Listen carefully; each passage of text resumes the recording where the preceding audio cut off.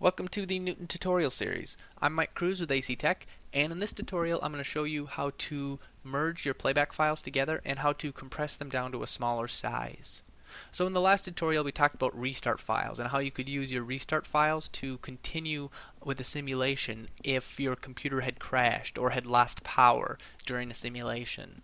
So when you use a restart file, you're inevitably going to end up with more than one playback files, more than one full data files.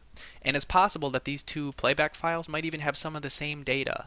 So there might be some of the same frames at the end of this one as there is at the start of the next. And you don't want those. And merging the files together with our file merge tool will go ahead and fix all of those problems. So in Newton, if you go to File, Playback Tools, Merge Playback Files, you can get to our Merge window. So what you want to do is you want to add these files to the list in order. And it's highly unlikely that you would have to merge more than 2 or 3. I don't think I've ever had to merge more than 3. But if your computer frequently loses power or something like that, then you might have to merge multiple sets together. So what you would do is you would merge the first 5 files together, and then you could merge the next 5 files and the next 5, and then take each of those resulting combined files and merge them together. It doesn't matter. You can create a whole list of files together to merge if you want, and Newton will do it just fine. It's simply imperative that you get this in the proper order. So I will say File 1, File 2. And you see what it did, your merge file location, what it does, it takes the first file and says, well, let's take this base file name and then just put merged at the end, because it's going to assume that you want to keep the same file name. And you don't want to, and it just uses the first one in the resulting name. Of course, you could change it to whatever you want. You could change the location and whatnot. So after this, all you got to do is click Merge. And then what it does, as you can see, it prints out some data here. So this merging files window will pop up while it's merging the files. For very big simulations, this could take anywhere from 10 to... I've seen it take up to a half hour if you have, like 30 gigabyte files. It could take a while to do because it has to go through every frame and check the frame and check it for integrity, compare it to the next, and save it to the resulting file. So what this does here is it's giving you a total. It says, all right, I opened up the first file. I'm reading the file. I've found 480 frames, and 480 of those are unique frames. It's not a repeated frame. So at the end of this file it says, well, the cumulative total frames in the new merged file is 480 so far. Then it goes to the next one, says, okay, I'm opening up the next one. I'm reading the file. I found 450 frames in this file. 450 frames in this file. And all 450 are unique. So between these two files, there was no repeats because the computer didn't, crash. So what it does is it just goes ahead and merges all 480 of these with 450 of those. And the total frame count is 930.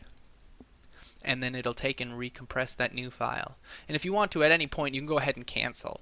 And what you'll end up with if you cancel is simply a partially merged file that will only go to as far as it got.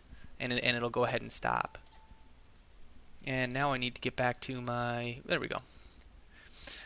So if you do that, you're going to end up with, like I said, a partially merged file. You'll probably want to delete it and restart. But the ability is there if for some reason you just needed to cancel the operation. So then at the end it'll tell you, files were successfully merged. The frame count is 930, just like it says there. You click OK, and that's all there is to it. Now if I go here and I say Open Playback File, I can open up this merged file, and it's going to be almost identically the size of the two of those combined, unless there were excess frames. So I open that up. I can see, well, it goes all the way to 9.29. So let's open up the first one. We see the first one went from 0 to 4.79. And the second one went from 4.8 to 9.29. So let's check right at that 4.80 and make sure we don't have anything goofy going on. So if I say let's go to 4.77. Let's just look at this. So if I step through the simulation, 78, 79, 80, 81. Well, it looks to me like there was nothing wrong. So all the frames got merged properly. I didn't end up with a duplicate frame or missing a frame. So we're pretty much good to go at this point. We've successfully merged our file, and there should be no problems. You can go ahead and use this to make your animation or view your wear data or whatever you want to do. So secondly, another thing you might want to do is you might want to reduce the size of your playback file. So these playback files are pretty small, but perhaps you want to make it even smaller. So maybe you made an animation, and now that you've made your animation, you think, well, is there any way I can make it smaller so I can still save it, but it won't take up so much space? And if you go to your playback tools and click Reduce Playback File, you can do that. So what you would do is you would say, well, select the playback file that you want to compress or convert or reduce. So under here I select, I don't want to do it with a playback frame, I want to do it with a UCM file. So then you select your file and we'll do it with this merged one. And now you can say, well, the only way to reduce this, there's two ways you can reduce the file size, three ways.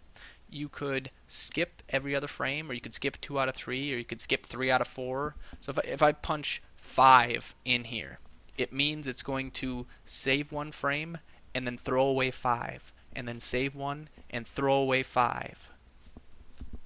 And so basically it's going to make your file size roughly 1/6 of the original, 1/5. It'll make it 1/5 of the original size, roughly. Alternatively, you could say, well, you know what, let's just save a section. I don't want to save all of the file. Maybe I don't care about the start or I don't care about the end. So I could chop off, the last couple seconds if I wanted to go from 0 to 5. So let's say I wanted to skip every other frame, and I only want to go from 0 to 5. And then the ability down here is if your file includes work data, which ours, actually I think ours does. If your file includes work data, you can say, well, don't save that work data. I want to throw that away because I want to make it as small as possible. And I didn't even need the work data anyway. So if you want, you can say, well, specifically exclude that and throw it away. So now what I'm going to end up with is it should be a much, much smaller size than originally because I've changed my time interval and I've only gone for every other frame. So if I hit reduce, it's going to quickly reduce this for me. 250 frames.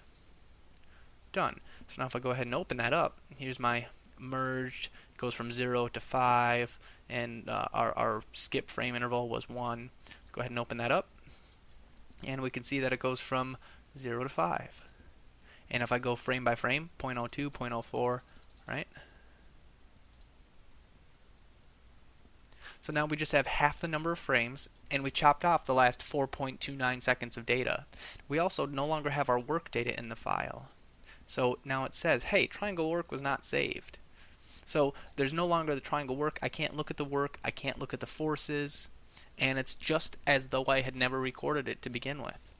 So what did we end up with? We ended up with a file size that was, wow, 1/30th the size, 1/25th the size, something like that. So, using this, you can still retain a lot of data, but you can make that file size much smaller. And generally, I mean, if your simulation files are small enough, then just keep them the way they are. Unless is there some reason you really need to reduce your file size? I mean, even with a modest, say the file is 10 gigabytes. If you have a 1 terabyte hard drive, which you can buy for $100, you could save what is that, 100? You could save 100 simulations on one hard drive.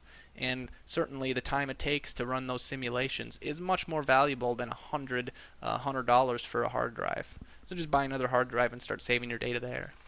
But nonetheless, the option is there if you want to reduce the size of that file. So that covers it for reducing and merging your playback files.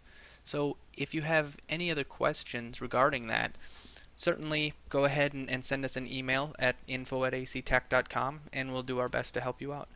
Thanks.